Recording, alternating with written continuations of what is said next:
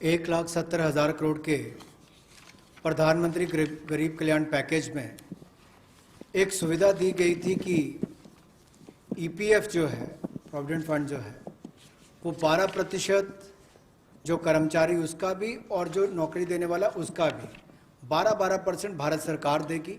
और ये पहले 3 महीनों के लिए हमने किया था, जिसकी भुगतान कर भी दिया गया पहले 2 महीनों के लिए, और इसको अगले 3 महीने और बढ़ा दिया जाएगा।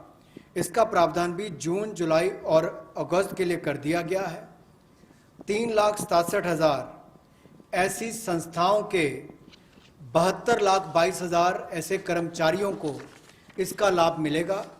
जब कर्मचारी का 12% हिस्सा भी और नियोक्ता जो नौकरी देने वाला है उसका 12% हिस्सा भी भारत सरकार देगी, और ये कुल मिलाकर 2500 करोड़ के लगभग का लाभ इनको मिलेगा।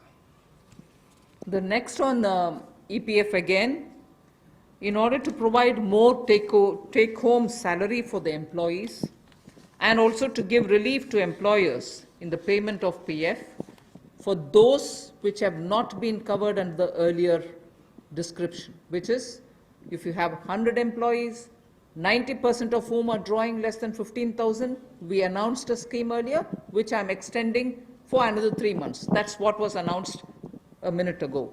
The second one in EPF now is the statutory PF contribution for those who are not covered in the earlier one is being reduced from 12% to 10%.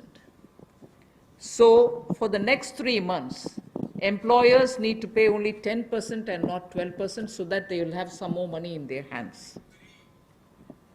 However, for the central public sector enterprises and for state PSUs, we will continue to pay 12%. So this reduction is not for the government. However, government employees government employer still pays 12%. But employees in these public sector undertakings will be given the advantage of paying only 10%.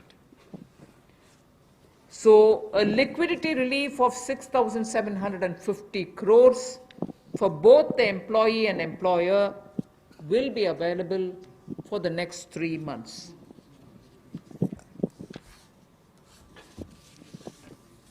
एक और प्रावधान, क्योंकि आज के समय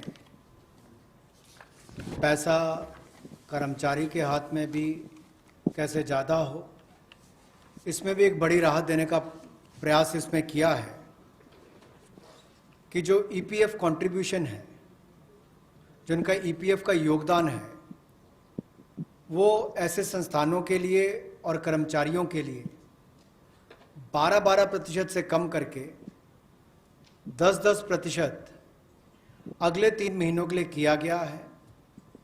इससे कर्मचारी भी और संस्थान दोनों को लाभ मिलेगा। लेकिन जो सरकारी हमारी संस्थान है, सेंट्रल पीएससीज हैं, इनके लिए 12% ही रहेगा, उसमें कोई बदलाव नहीं किया गया है। तो इससे कुल मिलाकर 6,750 करोड़ रुपए का लिक्विडिटी सपोर्ट इनको मिलेगा और एक तरह से 6,750 करोड़ रुपया ज़्यादा इनके हाथ में आएगा।